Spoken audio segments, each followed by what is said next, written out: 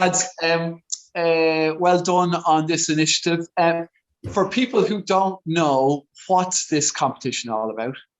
So basically, the Certified Irish Angus Beef Schools Competition, it's an annual competition, and it's primarily focused on promoting the Certified Irish Angus Beef brand. Its main sponsors are the Certified Irish Angus Beef Producers Group, KEPEC, and of course ABP. So without these three sponsors, the competition wouldn't go ahead. So we're very grateful to them, especially in this time of COVID. It was so easy to call it off. So it really just focuses on finding innovative ways of promoting the brand, trying to explain to farmers and the public in general the benefits of the Certified Irish Angus Beef brand. And maybe Oisín, you'll come in here. What are the benefits of Angus? Because it's not easy to make a living out of beef. Does Angus help? They're a lot more docile breed, so the farmers have a lot less handling of them. So, and they're also a polled breed, so there's no dehorning, and that means less risk to the farmer. They're lighter and more sustainable, so they can be left out all year round. So if they're out in grass all year round, the farmers don't need to make bales of silage, so their costs are cut, and no slurry is produced, so there's less chance of slurry seeping into rivers and lakes and killing fish stocks and other wildlife. Okay. Is any of you, or maybe all of you, are farmers, are you? Yeah. To some level, we're all from different variety of farming backgrounds, and we all have a unique perspective coming into competition. Myself and Amy, we have sort of a hodgepodge relation with farming. We have a bit of chickens and ducks and hens and cattle and a donkey or two and a few horses. We have a little bit of everything. Whereas Oisín is on the other end of the spectrum entirely. He has 50 acres and he knows everything there needs to be known about cattle and sheep. He's a great person, and he's really our true Adri spec on the team. And then Cormac. That's what he tells you. Yeah, that's what he does, but he proves it. Don't let him deceive you. He can prove it. But then okay. Cormac actually doesn't have a farm himself. He's working with his grandfather, who is more of a farmer. But he has the attitude of a farmer nonetheless. Very good. So, Amy, I might bring you in here. I mean, why would the likes of yourself, who mightn't be necessarily mad about farming or staking out a career in farming, why are you getting involved in a competition like this? Well, I suppose we've been brought up with farming. I live in a farm, so we've been brought up with it all our lives. And I think I just seen the competition as an opportunity to learn more about a breed and bring that information back to our own farm. And also there's been students in our school that have competed in the past and have had great success getting to the national finals. So I think they just inspired me to, try something new and learn a bit. You learn a lot in the competition. Like there's so much benefits that people just aren't aware of, like it's the highest quality beef, and like the benefits that Oisín said there's just so much to learn about it. Is this like the Young Scientists exhibition for farmers, basically? Yeah, you could call it that, yeah.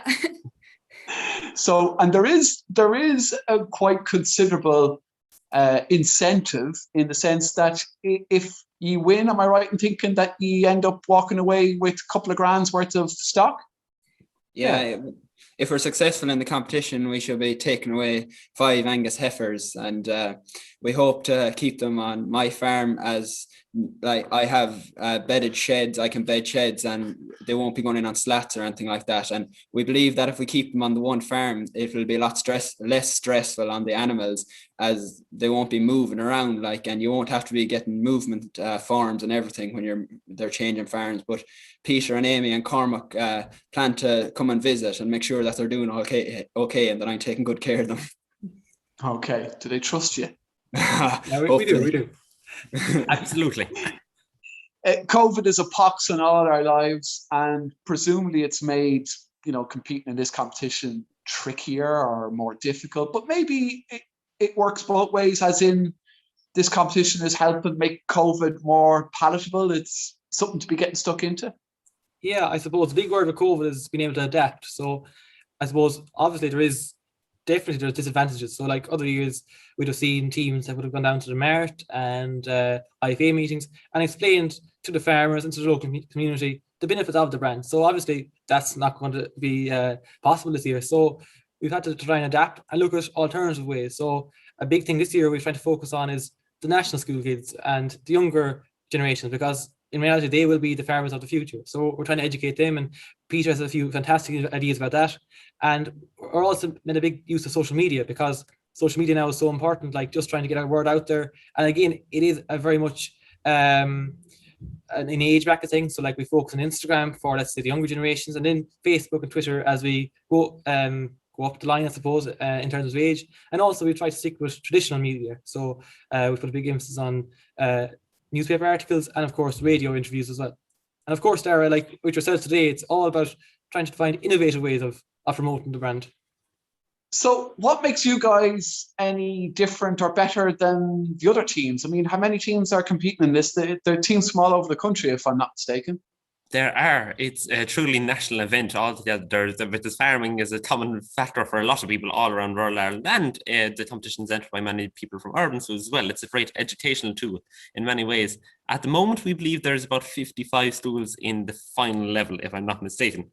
But we have tried our best to set ourselves apart in a few different ways. For one, social media in these times of COVID-19, of course, as Cormac was saying, we've really tried to boost that, because some people just cannot get to newspapers, to radios, etc. But it's really great to be able to interact with people when you can't interact with them most of the time. And we've also tried our best to think outside of the box. Not too much now. We aren't going abstract with our sort of promotional ideas, but we've came up with some great ideas. Myself, I worked on a video game. It's a simple video game for primary school children called Bruce's Big Adventure. And a little, our very own mascot, who we'll talk to you about later, he's going around the fields of Mount Bellew, collecting bales and trying to escape from his farmer. And it's a great way to sort of and little factoids pop up about the Angus breed. And it's a lovely, simple way with nice chirpy music, sort of getting people into the certified Irish Angus beef sort of mentality. And that's been one of our Farmville, Mount Bellew style. Indeed. Cool. And I feel like you're going to break into a rendition of Boogie Nights at any moment here, Peter. Whatever filter you've got going on. You know? Looks like I look like a Colgate commercial at the moment. The disco ball must be there behind you. Are you just knocking a bit of crack out of it? Is it something that has surprised you? Definitely. I know Amy's going to talk to you now in a minute about our mascot, Bruce. So we had this fantastic idea back in November when we created a video to get through to the interview stage of having a certified Irish Angus beef mascot, an Angus calf, a black Angus calf that would go around and educate the people in our school. So we were delighted back in November when our box arrived, but not so delighted when this arrived. So dear. Angus cattle comes to either black or red. So as you can see, it's quite a shock. I think this is some variation of a horse, if I'm not mistaken. So that was great fun that first day back in November. So it has been a unique journey, definitely. There's been definitely a lot of unexpected twists. But we got Bruce in the end anyway. There you go. That's what we're talking about. Yeah.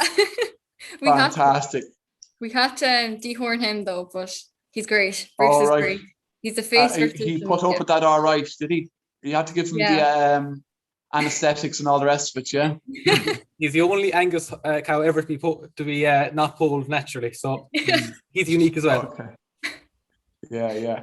And I suppose like it's maybe a refreshing, a bit of relief, a bit of normality in your lives to be working at stuff, working at projects, trying to get your creative juices flowing, and a good reason to be hanging out with each other. Maybe you have to do that all virtually. Are you able to meet up in person?